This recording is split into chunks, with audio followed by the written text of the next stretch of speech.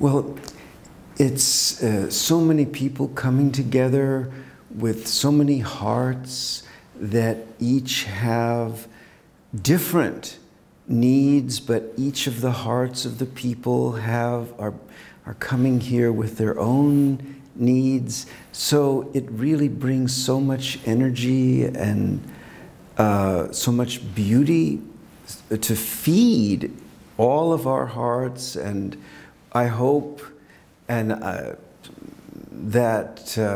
like has happened so far, I'm sure everyone who comes here hoping that the symposium will feed their hearts, that niyat that each person brings to this, it actually enables all of the speakers like me. It actually improves the quality of what Allah gives us to say. So it makes it very easy when you have so many people coming here to attend, as well as the people who've organized it, so many different servants of Allah.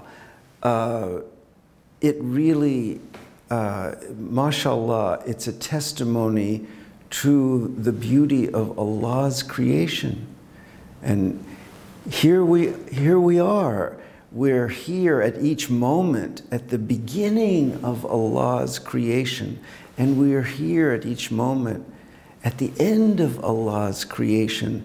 And through it all, whatever is happening, Allah is feeding us, feeding our hearts, inviting us to know Allah deeper, to love Allah, to surrender into Allah's love.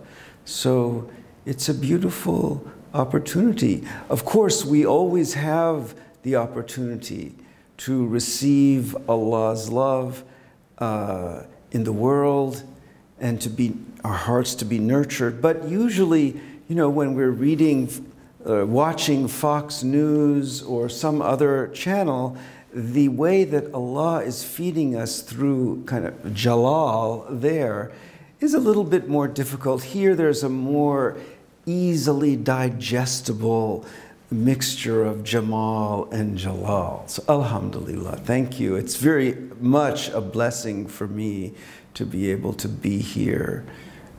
Yes. In today's world, there's so many complexities, so many prerequisites in order for people to find something in the world that nurtures them.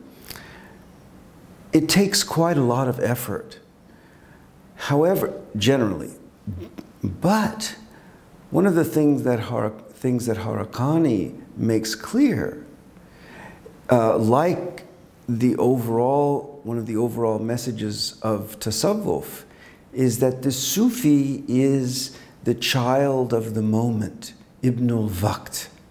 Meaning that right now, in principle, there are no veils between you and Allah, between us and Allah. If we want to make lots of veils, wirun. But if we want to receive Allah's invitation, gel. So the message of Harakani is a very simple message. He makes it very clear, as I forget, one of the professors who spoke said, "In kuntum tuhibbun Allah, fattabi'uni." Qul ya Rasulullah, in kuntum tuhibbun Allah, fattabi'uni. Say, O Prophet, if you love, you should say to people, if you love Allah, follow me. And then Allah will love you. So, many people make this complicated. And they think, okay, well, the Prophet ﷺ said, do this, do that, do this, do this, do this, or that. That's fine if they want to follow the Prophet ﷺ in that way. But also, it's important for us, if we wish, not to make things complicated. Why? Because do we know that this is not the last moment of our life? No. He says, Ebu'l-Hasan Harakani Hz says, if you want to wake up, now is the time to wake up, because you need to consider that this is your last breath to wake up. So we have right now the time to wake up. This is the moment. Where is the Prophet ﷺ when he asks us, when he says to us, follow me? The Prophet ﷺ, as Abu Bakr Hazretlerine says, radiyallahu an, the Prophet has passed away. So what do? If we want to follow the Prophet ﷺ, we have to remember, mutu qablan tamutu. We need to surrender into Allah's embrace and realize this could be the last moment of our life. And we say, Alhamdulillah, Evallah. And so now, if we want to follow Allah's instructions in the Quran al-Kareem and follow the Prophet sallallahu alaihi wasallam, the way to follow the Prophet is to pass away in fana from our nafs al-ammara. That makes life very, very complicated. We need to pass away from that and follow the Prophet sallallahu alaihi wasallam into Jannah. When? Tomorrow? No, right now. Allah. Yes, one of the points that he mentioned, that he mentions in the Nur al-Ulum, is that we need to remember Allah at each moment with all of our limbs, and also we need to embrace, we need to remember that Allah is embracing all. And so today's people, in today's world, we have good people, we have bad people, we have all kinds of people. And when we have the taste, when we feel the call of Allah, whenever, at any moment, when we feel the need to return to Allah subhanahu wa ta'ala, we can remember that every thought that we have of any of the people in this world, this is the outer form of Allah's call. And we do not need to wait until the world meets our expectations.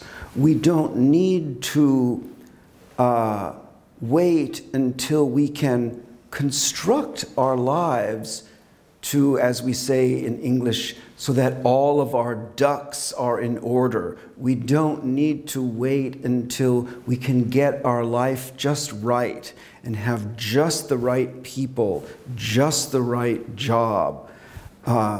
We don't need to wait until, we don't need to wait to return to Allah until we can have just the right political situation. Because right now, this is when Allah is inviting us to return. And so our remembrance of Allah does not need to exclude anything in this world. The interesting thing is, he says, to our hearts need to be filled with the remembrance of Allah and empty of other than Allah. Now, many people mistakenly think that that means that right now, for example, the listeners of this are thinking about this program. Does that mean that what I'm saying and what they're hearing is other than Allah? Or maybe they might be confused about what I'm saying. Does that mean that they should get that confusion out of their heart? No. What it means is that Allah huwa al-wasi'. Allah is all-encompassing. Allah is calling us through and inviting us to come to Allah through the doorway of the recognition that everything is a tajalli of Allah's qualities.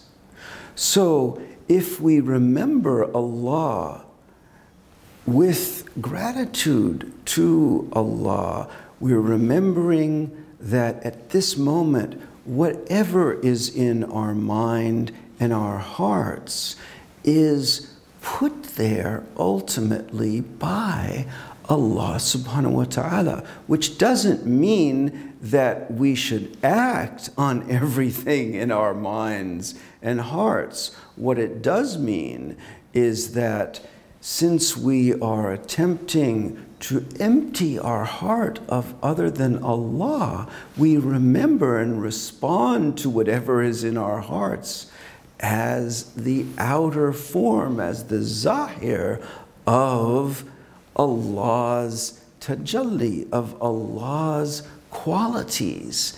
And because Allah is using everything at this moment, Allah loves us so much, Allah is establishing whatever Allah does and whatever is going on.